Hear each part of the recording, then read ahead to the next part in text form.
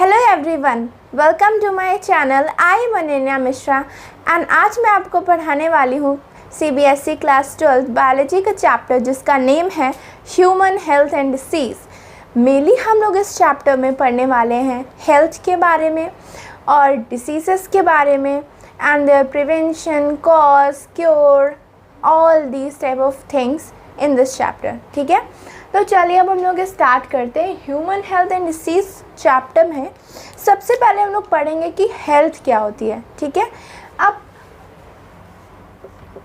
अब हेल्थ पढ़ेंगे तो उससे पहले हम लोग हेल्थ की हिस्ट्री पढ़ेंगे। ठीक है, हेल्थ की हिस्ट्री में क्या बताया गया था कि ग्रीक के हिपोक्रेट्स और इंडियन आयुर्वेदा सिस्टम है, उन्होंने बताया था कि जो हेल्थ होती है वो स्टेट ऑफ माइंड और स्टेट ऑफ बॉडी, इसको वो लोग हेल्थ मानते थे।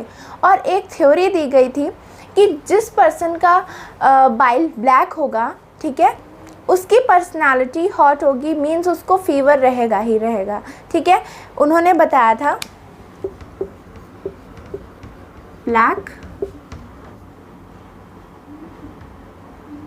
ब्लैक बाइल जिसके पास होगा उसको फीवर रहेगा। देन अगेन ये जो थ्योरी थी फेल हो गई। क्यों? क्योंकि विलियम हार्वे एक साइंटिस्ट थे जिन्होंने रिसर्च की कि ऐसे भी उन्हें पर्सन मिले जिनके पास ब्लैक बाइल तो था पर उनको फीवर नहीं था। तो और उन्होंने ये डिटेक्ट किससे किया था? थर्मामीटर का यूज़ करते हुए।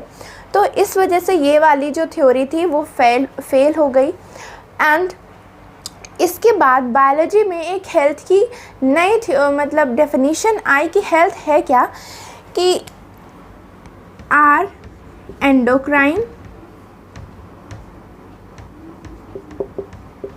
system,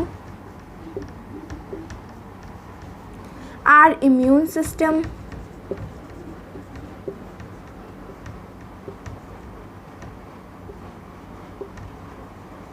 and our neural system.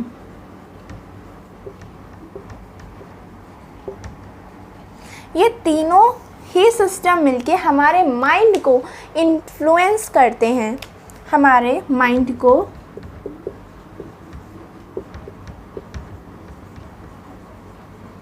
Influence करते हैं। तो इससे हमें पता लगा कि mind also can affect our health. क्या पता लगा हमें? कि mind can also affect our health. Okay, so अब हम लोग पढ़ेंगे कि हमारी हेल्थ कैसे अफेक्ट होती है। पहला इसका कॉज है जेनेटिक डिसऑर्डर। मतलब जो डिसीज़ हम लोगों को पेरेंट्स से इनहेरिटेड होती हैं उनको हम लोग कहते हैं जेनेटिक डिसऑर्डर। मतलब जीन्स में कुछ केमिकल ऑल्टरेशन हो जाना, इस टाइप की डिसीज़ेज़ होती हैं जो हमें इनहेरिट होती हैं। इसके एग्जांपल्स भी हैं जैसे कि sickle cell anaemia, colour blindness, jaundice etcetera etcetera. Then होती है इन्फेक्शन। यस, मतलब जो कुछ पैथोजन, जो डिसीज़ कॉजिंग ऑर्गेनिज्म होते हैं वो हम लोगों को इन्फेक्ट कर सकते हैं, जिसकी वजह से हम लोग बीमार पड़ सकते हैं, हमारी हेल्थ पे काफ़ी फ़र्क पड़ सकता है। ओके, तो अब लास्ट हम लोग पढ़ेंगे लाइफ स्टाइल डिसीज़ेस। वो डिसीज़ेस जो हमारी लाइफस्टाइल की वजह से होती हैं उनको हम लोग कहते हैं लाइफस्टाइल डिसीज़ेस। इनमें से एक डायबिटीज़ है जो कि बहुत कॉमन है इस समय, क्योंकि हर किसी को डायबिटीज़ आजकल देखिए तो हो ही जाती है। तो लाइफस्टाइल डिसीज़ेस क्या से हम लोग बच कैसे सकते हैं कि हम लोग थोड़ा सा जंक फूड को अवॉइड करें, थोड़ा सा डाइट फूड लें और एक्सरसाइज करते रहें। तो इन सब से हम लोग लाइफस्टाइल डिसीज़ेस से बच सकते हैं। तो चलिए अब हम लोग जानते हैं कि हेल्थ क्या होती है आखिरकार। तो जो हेल्थ होती है उसकी एक प्रॉपर डेफिनेशन हमारी एनसीईआरटी में दी गई हुई है, which is the state of complete physically, mentally, socially wellbeing is called health. ठीक है, जब हम लोग फिजिकली,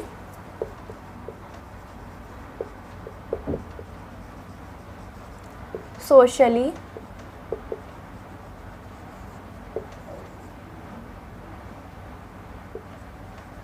मेंटली तीनों तरीके से वेल फिट होंगे तब हमें बोला जाएगा कि yes you are a healthy person. ठीक है, और हमें इन तीनों में बिल्कुल फिट होना है, क्योंकि अगर मेंटली नहीं फिट होंगे, क्योंकि अभी हम लोगों ने पढ़ा mind can affect our health. Socially अगर हम लोगों को सोसाइटी में इल ट्रीट करेगा तो इसका अल्टीमेट असर हमारे मेंटल हेल्थ पे होगा, और फिज़िकली होगा तो ऑब्वियस सी बात है कि हम लोग दूसरों की तरीके वर्क नहीं कर पाएंगे, चल नहीं पाएंगे, फिर नहीं पाएंगे। तो ये तीनों ही चीज़ें बहुत ज़्यादा इम्पॉर्टेंट है हेल्थ के लिए। ठीक है, हेल्थ हो गई। अब ये है कि हम लोग हेल्दी रहना हम लोगों का क्यों ज़रूरी है। पहली बात तो इससे आपकी डे टू डे प्रोडक्टिविटी बढ़ती है, आपकी लाइफ की लॉन्गेटिविटी बढ़ेगी, और आप बहुत ज़्यादा एक्टिव रहेंगे। ये सारी चीज़ें काफ़ी ज़्यादा इम्पॉर्टेंट होती हैं एक अच्छी लाइफ जीने के लिए। अब हम लोग इस जो हेल्थ है, अब हम लोग इससे बिल्कुल फिट कैसे रखें। पहला कि आपको एक्सरसाइज करनी है डेली टू डेली। दूसरा कि आपको अच्छा और ग्रीन वेजिटेबल्स, आपको हेल्दी फूड लेना है जिससे कि आप लाइफस्टाइल डिसीज़ से बच सकते हैं। देन आपको पता होना चाहिए जो वेक्टर बॉर्न डिसीज़ होती हैं, जो वेक्टर से डिसीज़ होती हैं उनसे बचे, तो आपको वेक्टर्स को ख़त्म करना होगा। आपको प्रॉपर अवेयरनेस होनी चाहिए हर डिसीज़ के बारे में, ताकि पर आपको अवेयरनेस होनी चाहिए कि अगर आपको कोई डिसीज़ लगे कि यस मुझ में ये सिम्टम्स आ रहे हैं तो आप उसका अच्छे से ट्रीटमेंट करवा पाएँ। देन आपको वैक्सीनेशन के बारे में प्रॉपर नॉलेज होनी चाहिए कि आपको कब वैक्सीनेशन ये वाली लेनी है कि नहीं लेनी है। देन आपको प्रॉपर वेस्ट जो डिस्पोज़ल है वो प्रॉपर करना चाहिए। तो ये सारे फैक्टर्स जो होते हैं हमारे हेल्थ को कहीं ना कहीं अफेक्ट करते हैं। अगर हम इनको अच्छे से फॉलो करते हैं देन हमारी हेल्थ काफ़ी हद तक अच्छी रह सकती है।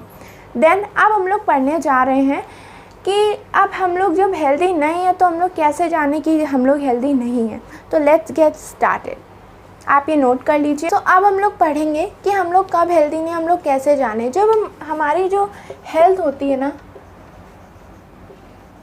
वो हम लोग जब हेल्दी नहीं होते हैं, ठीक है, तो हम लोगों की बॉडी की जो फंक्शनिंग होती है ना,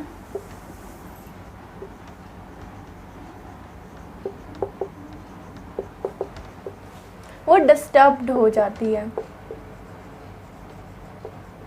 और ये हम लोगों को पता कैसे चलता है, और हम लोगों को पता चलता है सिम्टम्स से।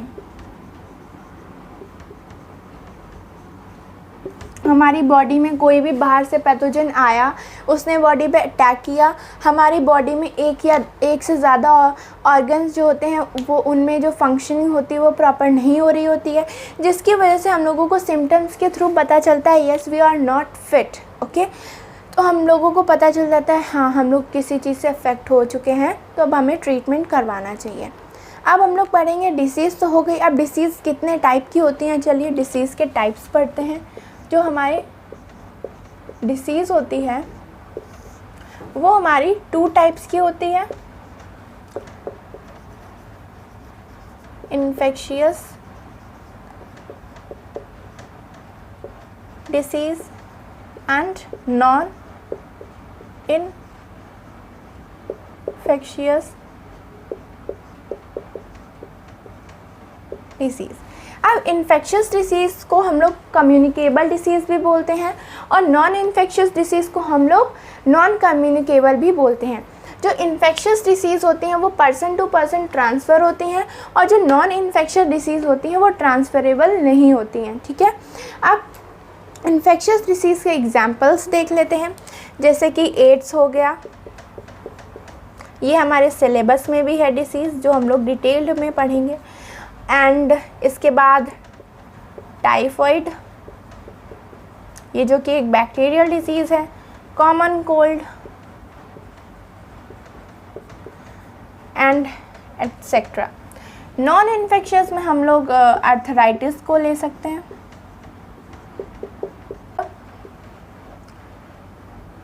एंड डायबिटीज़ जो कि एक नॉन इन्फेक्शियस डिसीज़ है, क्योंकि डायबिटीज़ थोड़ी ना एक पर्सन से दूसरे पर्सन तक फैलती रहती है, ठीक है। तो ये हमारी हो गई डिसीज़। अब हम लोग पढ़ेंगे डिजीज़ कॉजिंग ऑर्गेनिज्म के बारे में, तो आप पहले ये नोट कर लीजिए।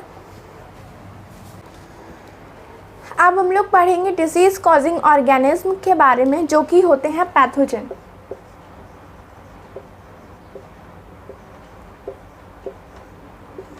पैथोजन जैसे कि होते हैं बैक्टीरिया, वायरस, प्रोटोजोआ,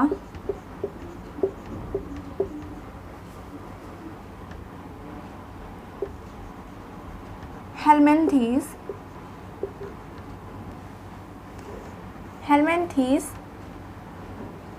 फंगी,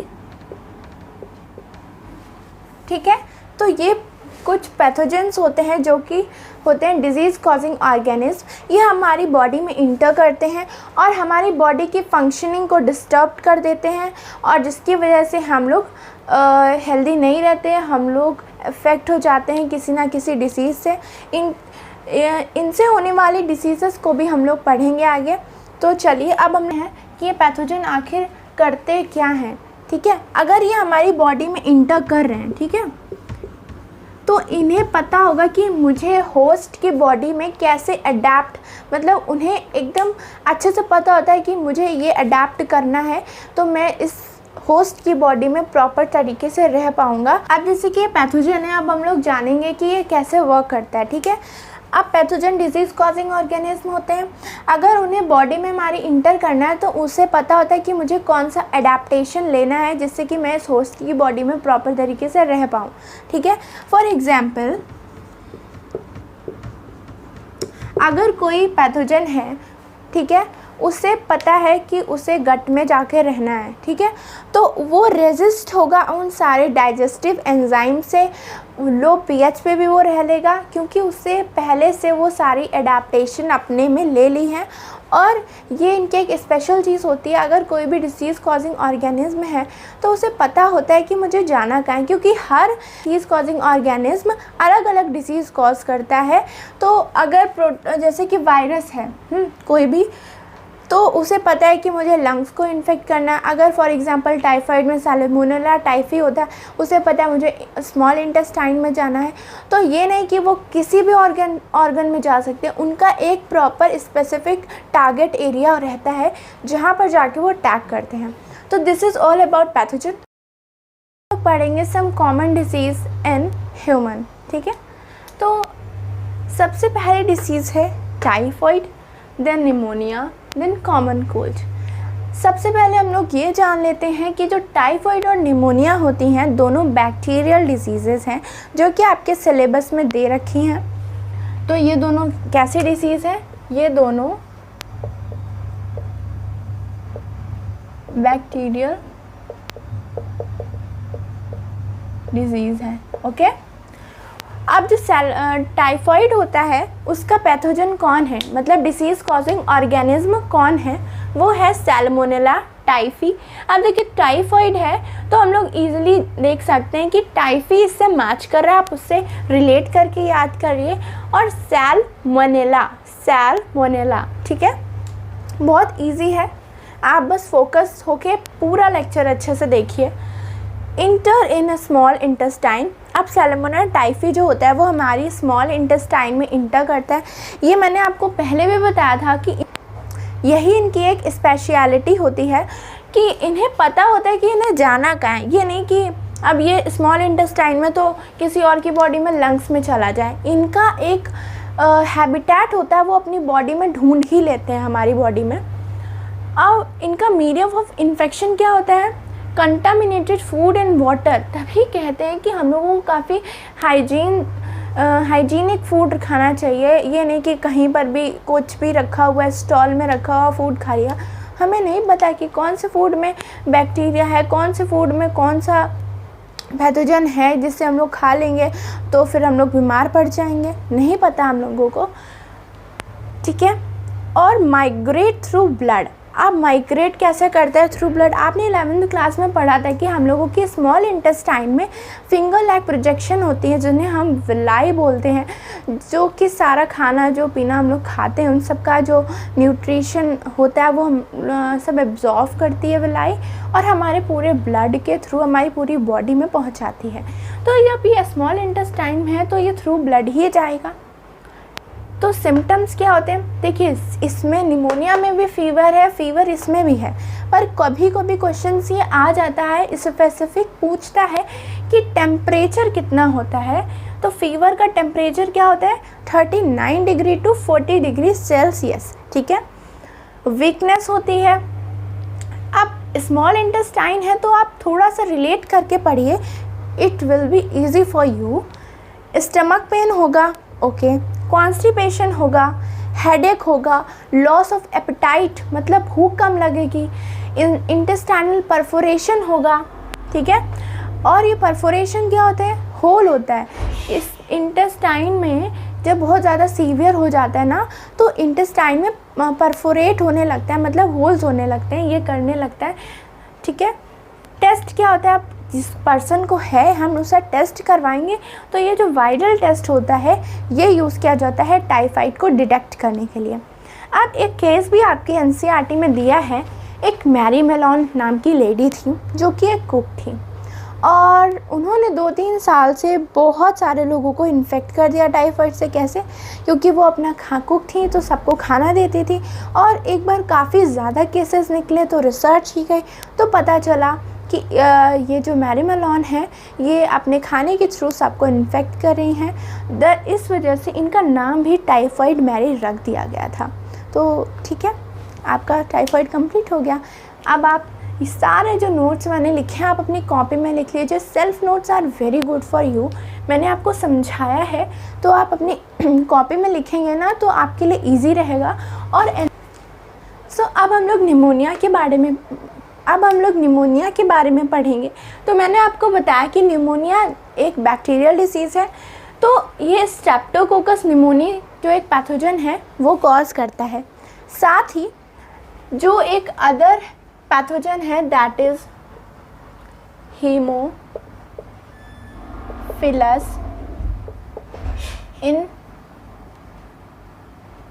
इन्फ्लुएंसी। अगर आपसे एग्ज़ाम में पूछा जाए कि दोनों पैथोजन के नाम लिखिए तो आपको दोनों लिखने होंगे, इसलिए ये मत करिएगा कि बुक में दे रखें तो मैं एक याद कर लूँ। नो, आपको दोनों याद करने, ठीक है। और ये करता क्या है? निमोनिया हमारी लंग्स में जाता है। हमारे लंग्स में अल्वेलाई होते हैं, एयर फिल्ड स्लैक। जब हम ब्रीथ इन करते हैं तो वो एयर से फिल हो जाते हैं, और जब हम लोग ब्रीथ आउट करते हैं तो उनसे एयर बाहर आ जाती है। अब उनको ऐसा बलून समझ सकते हैं, it's a very easy example. और उसमें क्या होता है कि फ्लूइड भर जाता है, ठीक है, जिसकी वजह से ब्रीदिंग में भी प्रॉब्लम आ सकती है, और हमारा ये रेस्पिरेटरी सिस्टम को डैमेज करते हैं, लंग्स को डैमेज करते हैं। सिम्टम्स क्या होते हैं? अब देखिए, लंग्स की बात आ रही है तो सारे सिम्टम्स इसी से रिलेटेड होंगे। फीवर होगा, चिल होगा, और याद रखिए कि फीवर विद चिल किस में आता है, थोड़ा ये एक्स्ट्रा कान है। मलेरिया, ठीक है, निमोनिया, देन यूटीआई, ये 3 ही ऐसी डिसीज़ हैं जिसमें फिर जो फीवर होता है वो चिल विथ फीवर आता है, ठीक है, ठंड लग के। Then cough, headache, lips and finger grey to bluish, मतलब लिप्स और फिंगर होते हैं वो ग्रे टू ब्लूइश में टर्न हो जाते हैं। ये थोड़ा सा सीवियर केसेस में हो जाता है। और मीडियम ऑफ इन्फेक्शन क्या होता है कि कोई एक पर्सन है, इन्फेक्टेड है, उसने स्नीज किया और उसकी जो ड्रॉपलेट्स हैं वो पूरे एनवायरनमेंट मतलब सराउंडिंग में गई, और उसी रेंज में कोई नॉर्मल पर्सन आया और उसने वो इनहेल कर ली तो वो इन्फेक्ट हो जाएगा। और इन्फेक्टेड पर्सन की कोई भी चीज़ अगर हम लोग लेते हैं, शेयरिंग करते हैं, तो उससे भी हम लोग इन्फेक्ट हो सकते हैं, ठीक है। तो ये है। तो मैं आपको बता दूं, जो निमोनिया है वो एक एयर बॉर्न डिसीज़ है, मतलब एयर से होने वाली डिसीज़ है, ठीक है। एंड देन अब हम लोग पढ़ेंगे कॉमन कोल्ड। राइनो वायरस से होता है। जो राइनो वायरस होता है ये एक आरएनए वायरस होता है। जो भी राइनो वायरस होता है वो क्या होता है? आरएनए वायरस, ठीक है।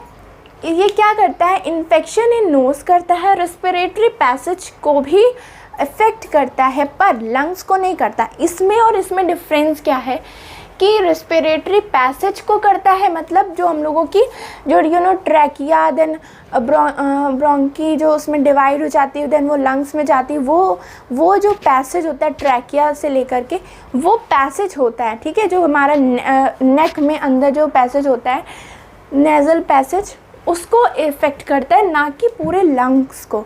लंग्स को कौन इफ़ेक्ट करता है? निमोनिया में जो स्ट्रेप्टोकोकस निमोनिया और हीमोफिलस इन्फ्लुएंजा होते हैं, ठीक है। इसमें लंग्स का कोई लेना देना नहीं है। सिम्टम्स क्या होते हैं? Nasal congestion and discharge, hoarseness, sore throat, गला बैठ जाना, कफ होना, खांसी होना, हेडेक, टायर्डनेस, और इसकी ड्यूरेशन क्या रहती है? 3 से 7 दिन में सही हो जाता है। और ये कैसे होता है? ये भी एयरबॉर्न डिसीज़ है, तो इसमें भी इन्फेक्टेड पर्सन होता है, उसके भी ड्रॉपलेट्स एयर में मतलब फैल जाते हैं और नॉर्मल पर्सन उन्हें इनहेल कर लेता है, और sharing things from infected person इससे भी हो सकता है। तो निमोनिया और कॉमन कोल्ड में कॉमन चीज़ें क्या है कि दोनों एयरबॉर्न डिसीज़ हैं, और इनमें डिफरेंस क्या है? एक कि ये रेस्पिरेटरी पैसेज को करता है और ये लंग्स को करता है। तो इसमें इस टाइप के भी क्वेश्चंस पूछे जा सकते हैं आपसे। और जो टाइफाइड होता है और निमोनिया होता है, इनमें क्या कॉमन चीज़ें हैं कि ये बैक्टीरियल डिसीज़ है, ठीक है, और वो राइनो वायरस से होती है। तो आई होप कि आपको ये तीनों डिसीज़ेस क्लियर हो गई हैं। प्लीज़ आप इनको नोट कर लीजिए।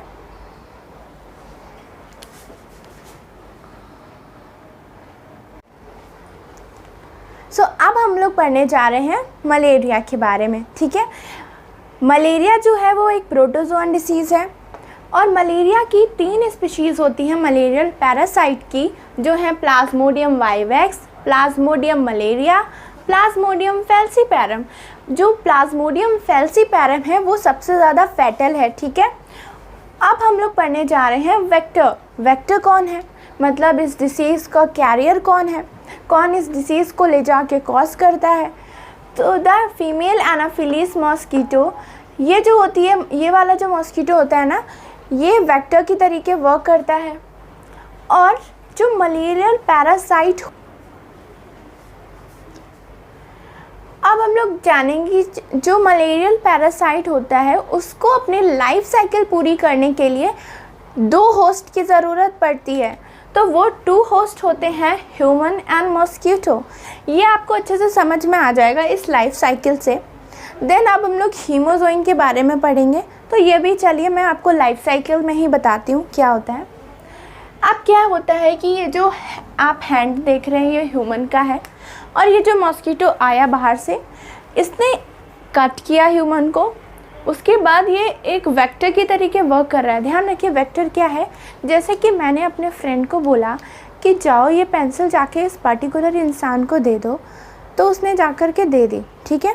वैसे ही ये मॉस्किटो है, ये मान लीजिए ये फ्रेंड है मेरा, मैंने इसको पेंसिल दी, मतलब मलेरियल पैरासाइट है इसके पास, ये गया दूसरे पर्टिकुलर ह्यूमन के पास, इसने उसको कट किया, मतलब वहाँ पे पेंसिल दी जा रही है, यहाँ पे ये कट कर रहा है, और इसको डिसीज़ मिल गई, ठीक है, और उसको वो पेंसिल मिल गई। रिलेट कर पाए? उसके बाद ये लिवर में जाता है, लिवर में जाकर के ये एसेक्सुअली रिप्रोड्यूस करता है और फिर ब्लड में रिलीज आउट हो जाता है। फिर यहाँ पर रिप्रोड्यूस एसेक्सुअली होता है अगेन इन आरबीसी सेल्स। अब ब्लड में क्या होती है? RBC cells, WBC. तो आरबीसी में जाकर के क्या करता है? ये सेक्सुअली रिप्रोड्यूस करता है, और जब रिप्रोड्यूस करता है तो इसमें एक हीमोजोइन नाम का टॉक्सिक सब्सटेंस रिलीज़ होता है, जो कि रिस्पॉन्सिबल होता है फीवर के लिए, और जो कि 3 से 4 दिन में आता रहता है फीवर। और मैंने आपको बताया था कि निमोनिया एंड मलेरिया में फीवर जो होता है वो ठंड लग के आता है, मीन्स चिल विथ फीवर, ठीक है। उसके बाद ये सेक्सुअल स्टेज पे आ जाता है। यहाँ पर ये जो गैमेटोफाइट का डेवलपमेंट होता है, तो मतलब मेल एंड फीमेल में 2 में ये डिवाइड हो जाते हैं। अब जब ये 2 गैमेट फॉर्म हो जाते हैं, है वहाँ से मॉस्किटो आया और उसने कट किया, फिर गैमेटोफाइट उसके अंदर चले गए, ठीक है। और यहाँ पर fertilization takes place in mosquito gut. अब उसने गैमेटोफाइट ले लिया, अब 2 मेल और फीमेल गैमेट हैं अलग अलग, तो उसने यहाँ पर क्या करना है, फर्टिलाइजेशन हो जाएगा उसके गट में। और उसके बाद जब गट में फर्टिलाइजेशन होगा तब फिर मैचुरेशन फेज़ आ जाएगा, वो मैच्योर हो जाएगा। फिर एक इन्फेक्टिव स्टेज आएगी जिसे हम लोग कहते हैं स्पोरोजोइट्स। स्पोरोजोइट्स का फॉर्मेशन हो जाएगा। स्पोरोजोइट्स जो होते हैं वो इन्फेक्टिव स्टेज होती है, और वो गट से मूव करके मॉस्किटो की सलाइवरी ग्लैंड में चला जाएगा। अब फिर से जब मॉस्किटो किसी को गट करेगा तो उसकी सलाइवरी ग्लैंड से वो स्पोरोजोइट्स उस ह्यूमन की बॉडी के अंदर चले जाएंगे, और फिर से ये पूरी साइकिल होगी। आप 2 चीज़ें फिर समझिए होस्ट के बारे में। यहाँ से लेकर के यहाँ तक गैमेटोफाइट्स की फॉर्मेशन तक human as a host work कर रहा था। कैसे? क्योंकि यहाँ पर ह्यूमन ने जो अपनी पूरी शरण दे रखी थी आई साइड। आप हमारे पूरी बॉडी को घर समझिए, जो मन करता है करिए, ग्रोथ करिए, मैच्योर करिए, गैमेट्स बनाइए, आरबीसी में जाइए, उसे बस करिए, कुछ भी करिए। देन यहाँ पे mosquito as a host work कर रहा है, क्योंकि यहाँ पे मॉस्किटो के अंदर सारी प्रोसेसेस हो रही हैं। यहाँ पे mosquito as a host work कर रहा है। तो आप समझे कि मलेरियल पैरासाइट को 2 होस्ट क्यों चाहिए, क्योंकि उसे अपनी लाइफ साइकिल कंप्लीट करनी है। मैंने आपको बताया pneumonia and common cold are the airborne disease, और मलेरिया कौन सी डिसीज़ है, वेक्टर बॉर्न डिसीज़, क्योंकि ये वेक्टर की वजह से हो रही है। Vector are the carrier of disease causing organism. So thank you for watching my video. Please like करें, सब्सक्राइब करें एंड शेयर करें। आपके जो भी डाउट्स हों आप मुझसे कमेंट सेक्शन में पूछ सकते हैं। So thank you, bye bye.